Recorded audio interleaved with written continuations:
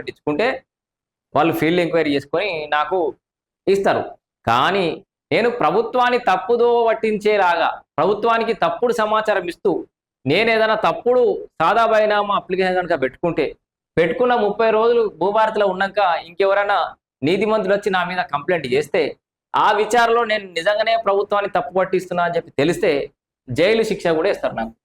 అట్లా జైలు శిక్ష చాలా రకాల చర్యలు కూడా ఉంటాయి. సో ఇది జీవో నంబర్ 76 ఏం చెప్తుందంటే సెల్ఫ్ అఫిడవిట్ ఇవ్వాలి, తప్పు ఇస్తే జైలుకు పోతారు అనేది జీవో నంబర్ 76. ఓకేనా?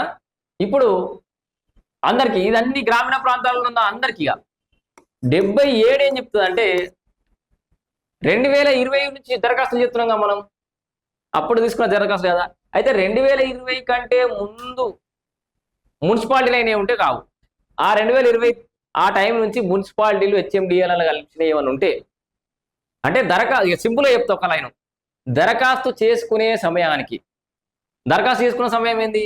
ఇప్పుడు ప్రభుత్వం చేస్తుందే 2020 నుంచి దరఖాస్తు చేస్తుంది కాబట్టి దరఖాస్తు చేసుకునే సమయానికి మీరు గ్రామీణ ప్రాంతంలో ఉండాలి ఆ భూమి.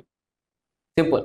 ఇక తర్వాత అది మీరు అప్లై చేసుకునే టైంకి అది మున్సిపాలిటీయో లేకపోతే హెచ్ఎండిఓ పరిధిలో కూడానో సుడానో అనుకుంటా ఉండదనుకో, అంటే అర్బన్ డెవలప్మెంట్ అథారిటీస్ ఉన్నాయి కదా, అట్లాంటి జాగ్రత్తలు ఉంటే సాదా బైనామాలు కావు. సింపుల్ అయిన అర్థమైందా? జీవో నంబర్ 77 ఏం చెప్తుందంటే మీరు దరఖాస్తు చేసుకునే సమయానికి అది గ్రామీణ ప్రాంతం అయి ఉండాలి. అంటే సుడానో హెచ్ఎండిఓనో ఇట్లాంటి మున్సిపల్ పరిధిలలో ఉండద్దు. అది ఉంటే అది ఖచ్చితంగా కాదు. సో ఇది జీవో నంబర్ 77 చెప్తుంది.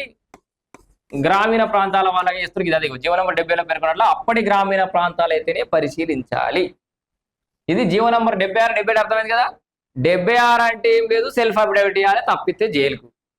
77 అంటే ఏం లేదు, అప్లై చేసుకునే సమయానికి గ్రామీణ ప్రాంతాలలో ఉండాలి. ఇది అయితే వీటికి సంబంధించి ఇంకా ఈ గైడ్లైన్స్ కాపీలు చాలా మంది ఆర్టీఓలకు ఇంకా చేరలేదట, ఇప్పుడే ఏరుతున్నాయి. మొన్ననే 8వ తారీఖు నాడు వీడియో కాన్ఫరెన్స్ అయింది. ఇంకా కొంతమంది గైడ్లైన్స్ అంటే కాపీస్ చేరాల్సి ఉంది. అన్ని చేరిన తర్వాత పనంతా అయిన తర్వాత ఆల్రెడీగా వర్క్ స్టార్ట్ అయిపోయింది. సాదా బైనామాలకు సంబంధించి క్లియరెన్స్ అయ్యే అవకాశం కూడా ఉంది. త్వరపడండి.